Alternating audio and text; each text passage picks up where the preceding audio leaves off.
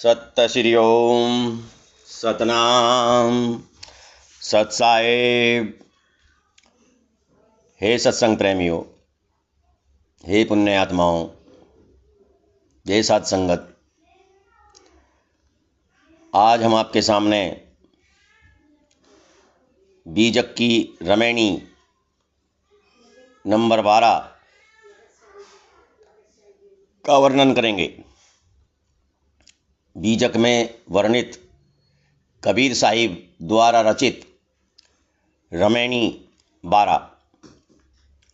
माटिक कोट पाषाण को ताला, सोईक बन सोई रखवाला, सो बन देखत जीव डेराना, ब्राह्मण वैष्णव एक ही जाना, जो किसान किसानी करई, उपजे खेत बीज नहीं परई, छाड़ी देऊं नर झेलिक झेला, बूढ़े देऊं गुरु और चेला, तीसर बूढ़े पारथ भाई, जिन बन डाए दवा लगाई, फूंकी फूंकी कूकर मरी गयों, काज न एक सियार से भयों। कितनी सुंदर बात कही है। सार तत्व पर, दिखावे पर, पाखंड पर, गैर प्रमाणित बातों पर बहुत सुंदर रचना है, बहुत सुंदर ढंग से कहा है। कहते हैं कि शरीर एक मिट्टी का किला है और इसमें जड़ बुद्धि का ताला लगा है। शरीर और शरीर संबंधी मान्यताओं का जंगल किसने बनाया है? यह जंगल मन की रचना है और मन के द्वारा रचे गए इस जंगल में, इस किले में, मन ही इस जंगल का रखवाला है। इस किले का मन ही रखवाला है। इसको देखकर जीव भयभीत हो जाता है। सो बन देखत जीव डराना। इसे देखकर जीव भयभीत हो जाता है। सांसारिक व्यक्ति संभावित विनाश और अपने बंधनों से डरकर उनसे मुक्त होने के लिए ब्राह्मणों और वैष्णवों के पास जाते हैं, परंतु ये दोनों एक ही हैं। ब्राह्मण वैष्णव एक ही जाना। ये दोनों एक ही हैं। एक ही का मतलब ये कि दोनों कल्पित देवी देवताओं की मान्यताओं में उलझे रहते हैं और दूसरों को भी उलझाते हैं। जो किसान किसानी करई, उपजे खेत बीज नहीं परई।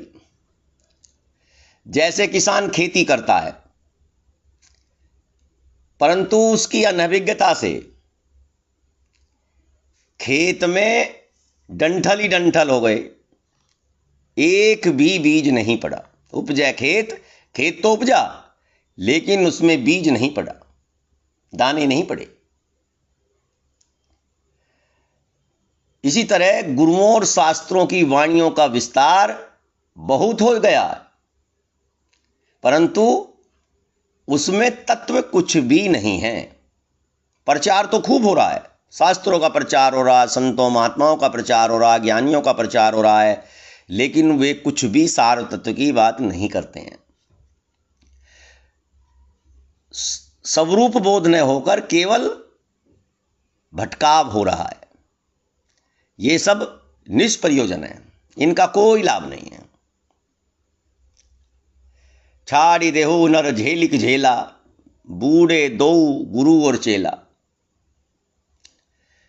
सारहीन वाणियों का अंधा अनुकरण करना छोड़ देना चाहिए, नहीं तो इसी के चक्कर में गुरु और चेला दोनों डूब रहे हैं। जो प्रमाणित वाणियां नहीं हैं, प्रमाणित बातें नहीं हैं, जिनका कोई अर्थ नहीं है, कोई सार नहीं है, ऐसी वाणियों के चक्कर में गुरु तो डूबेगा ही, चेला भी साथ में डूब जाएगा। तीसर बूढ़े पारथ भाई, जिन बन डाहे दवा लगाई। तीसरे वंचक उपदेशक जो शिकारी हैं, अपने शब्दवाण से जीवों का आहत कर रहे, उन्हें भ्रम में डालते हैं। सांसारिक वन में अज्ञान की आग लगाकर उसे विदग्ध कर रहे हैं, जला रहे हैं, वे भी डूबे। वंचक गुरु श्वान की भांति, कुत्ते की भांति भौंक भौंक कर मरते हैं, खूब भौंकते हैं, खूब भौंकते हैं। लेकिन काज ने एक सियार से भयऊं, लेकिन उनसे जो है गीदड़ को भी भय नहीं होता है।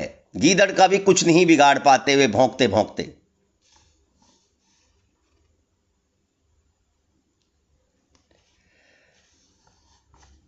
कहने का तात्पर्य यह है कि मिथ्या उपदेश के चक्कर में पढ़कर सांसारिक व्यक्ति अपना सिर खपाते रहते हैं और मरते रहते हैं।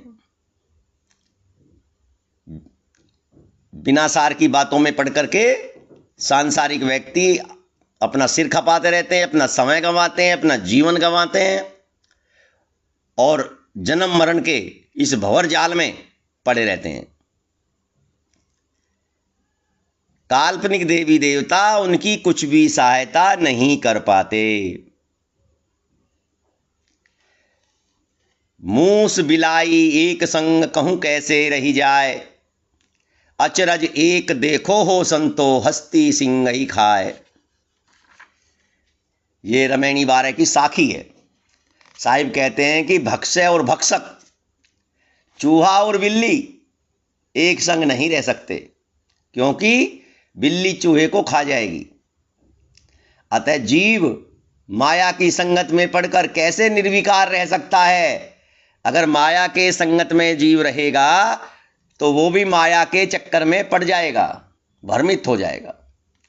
हे संतो, आश्चर्य की बात है कि हाथी अर्थात मन माया शेर अर्थात जीव को खा रही है। हाथी रूपी माया जीव रूपी शेर को खा रही है। स्वरूप ज्ञान के बिना सिंह रूप जीव को माया रूपी हस्ती खा गई। कितना सुंदर वर्णन है। हम आशा करते हैं कि आपकी समझ में यह प्रवचन जरूर आया होगा।